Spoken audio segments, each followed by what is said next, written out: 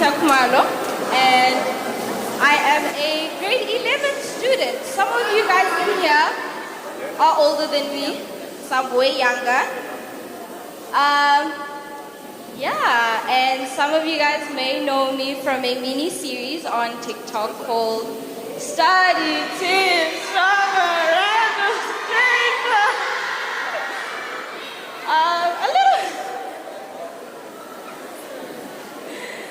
A little bit about me. I am in grade 11.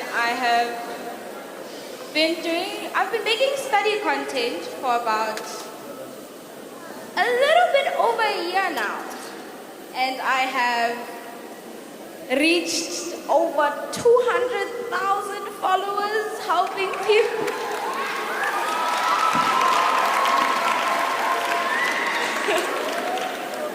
And today, it is a very special episode of Study Tips from a Random Stranger because today you guys are getting it live, face to face, eye to eye, person to person, right? And I'm going to be giving you guys the study tips today, right? So before we do start, I just have a few questions for you guys, and I just want you to raise your hand if you relate to any of these things, okay?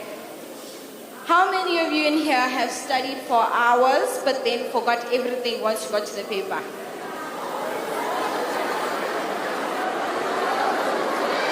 Nina, you guys are not raising your hands, and I know.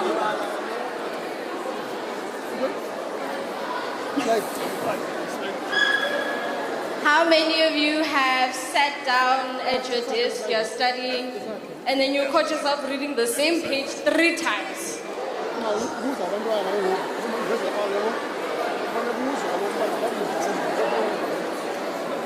Okay, now the next one.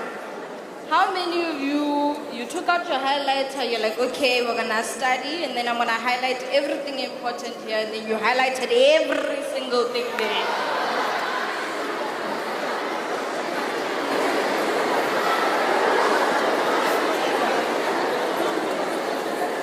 And then the last question, and if everyone in this room does not raise their hands, I will know you're lying. How many of you have crammed the night before a paper?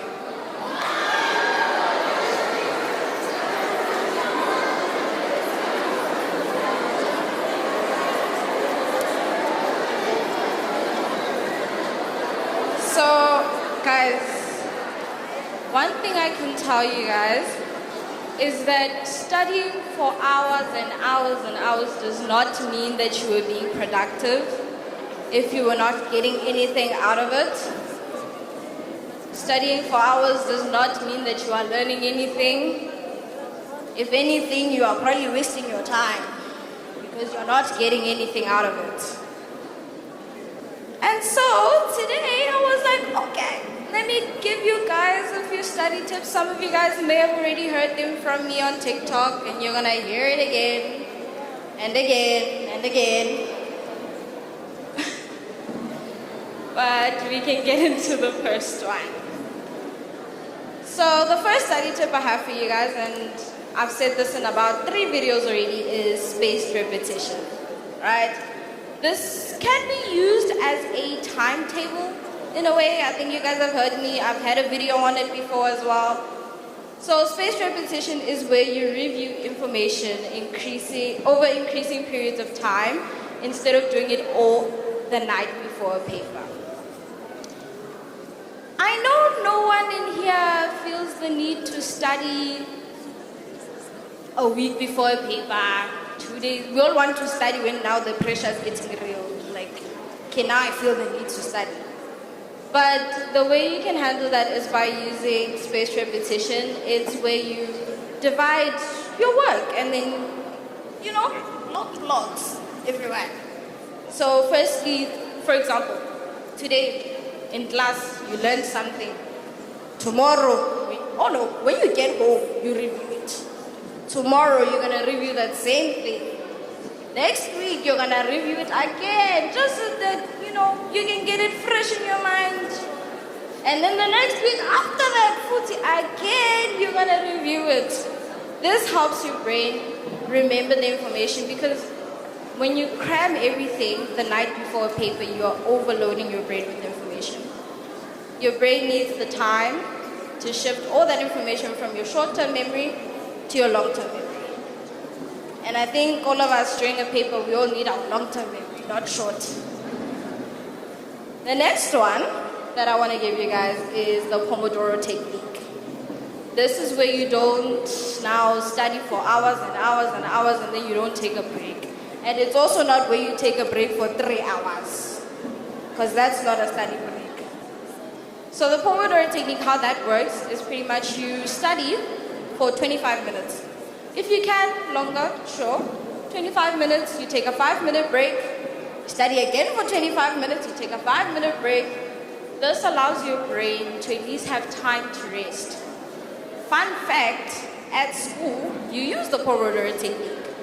That is why when you switch classes, it also gives you the time and, your brain the time to process the information that you just learned instead of bombarding you with all that information. The next one is the Feynman technique. This is where you're going to teach someone else the topic that you are studying. I don't care if you're going to teach your mom, your dad, your granny, your brother, your sister, your dog, your stuffed animal. Whatever topic you had just learned, you try and teach it to the person that you're teaching it to. The reason why this actually works is because if you do not understand the topic yourself, you are unable to teach it to someone else. I mean, take your teacher, for example. They would not be able to teach you whatever they are teaching you if they didn't understand it. So what you're going to do is that you're going to review the information. You're like, okay, now I'm going to teach you.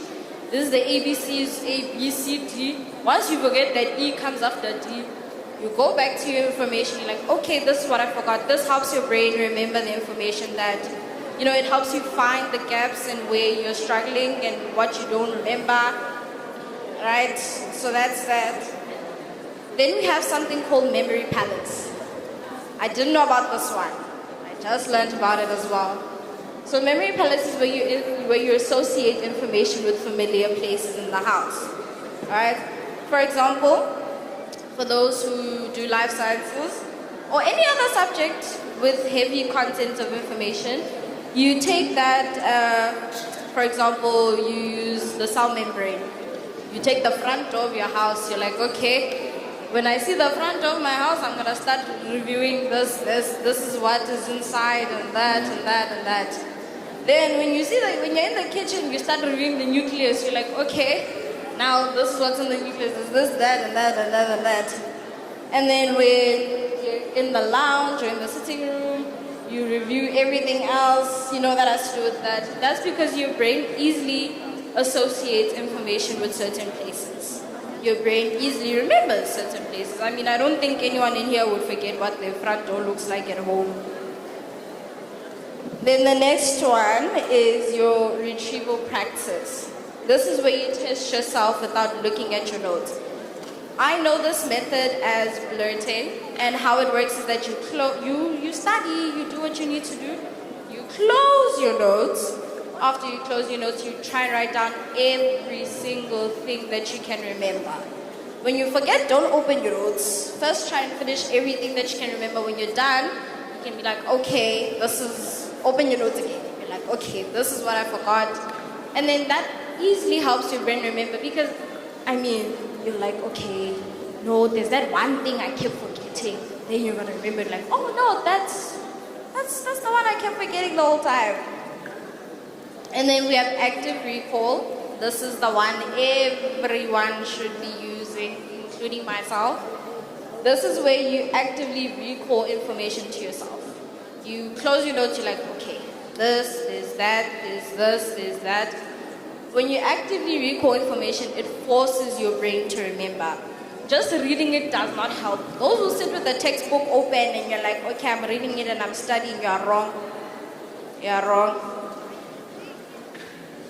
The next one, and my favorite one, is mind mapping. This is where you group information into, guys, we all know what a map mind map looks like. And so I would use this for content-heavy subjects. Geo, life science, I don't know, history, all these things. And I use the one-page method. I've taught this on my page as well. You take all the information, you summarize it. Guys, mind maps are for summaries, not everything word for word, bar for bar. No. You summarize your information, you put it there, you're like, okay, this is what that is, and you put it in certain blocks. Mind maps also unlock the visual part of your brain. Your brain processes information in two ways, visual and hearing. So if you can't remember what you learned because it just happens and the paper we just forget, your brain pulls out the visual part of it, which could be in the form of a mind map. The next one is interleaving. This is where you mix topics. And it also helps during exams because, I mean, in an exam, they don't just give you one straight topic. They're like, okay, this is what you're writing on. They mix all the topics in the paper. So how this one would work is that, for example, you do, let's take math. It's not my favorite, but let's take math, right? You study algebra for 30 minutes. Then for another 30 minutes, you do geometry. Then for another 30 minutes, you do statistics. Then for another 30 minutes, you do trig. This helps your brain. You know, once you like, okay, now you're in the paper, you're like, okay, now I didn't spend 5,000 hours doing one topic and now I can't remember the other one because I didn't spend enough time on it. You are mixing your subjects and it helps your brain sift through the information in a way. You get what I mean? And then the last one is the prodigy effect. A prodigy is literally a student. It's similar to the Feynman technique in a way. This is also where you are teaching the topic to someone else in simple terms.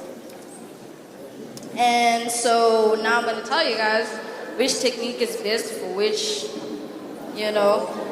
So when you want to, if your goal is to memorize facts, I would use the spaced repetition. That's the one where you revise today, you revise tomorrow, you revise next week, you revise the week after. Then we have, if you want to learn topics, this is where you use the Feynman technique, the one where you teach it to someone else. If you want to stay focused, use the Pomodoro technique. You can't study for 5, but eventually your brain is going to burn out. Eventually you're going to be reading the same page 3,000 times. So if you want to stay focused, I would use the Feynman technique. The Pomodoro technique, sorry. Then if you want to prepare for exams, use the retrieval practice. This is the one flirting, where you close your notes, you write down everything that you can remember, you open your notes again, you're like, okay, this is what I have forgotten. Then to organize information, the mind maps. And then if you want to study with a friend, you can use the prodigy effect, where you do teach it to someone else. And then lastly, if you want to take better notes, that's the Cornell method, but it's a bit confusing, so I don't want to go over that one. It's very, very confusing. Then we have an activity where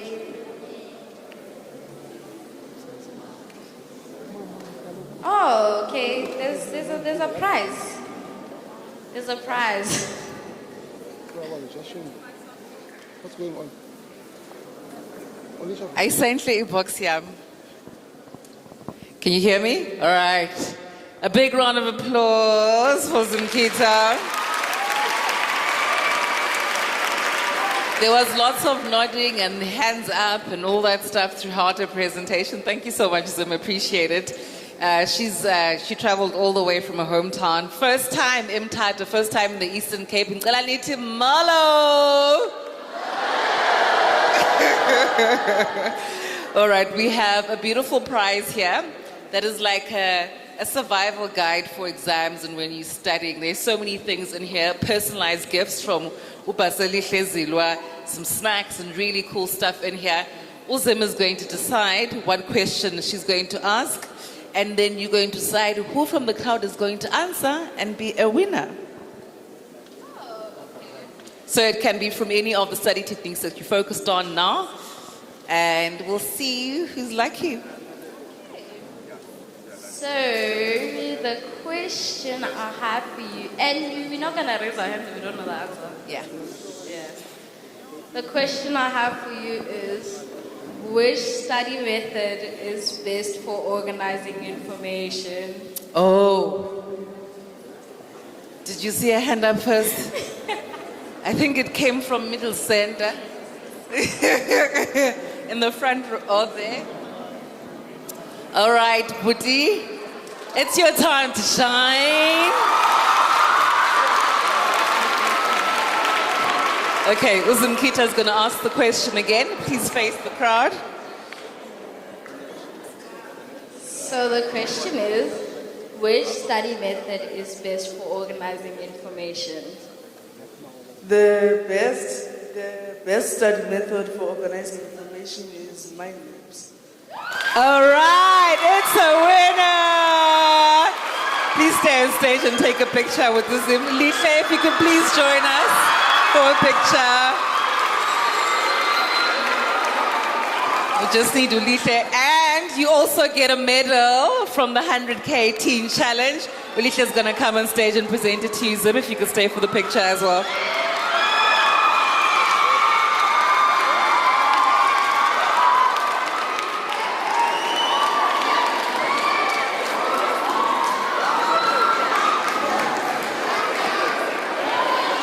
Oh, Skolo Sam.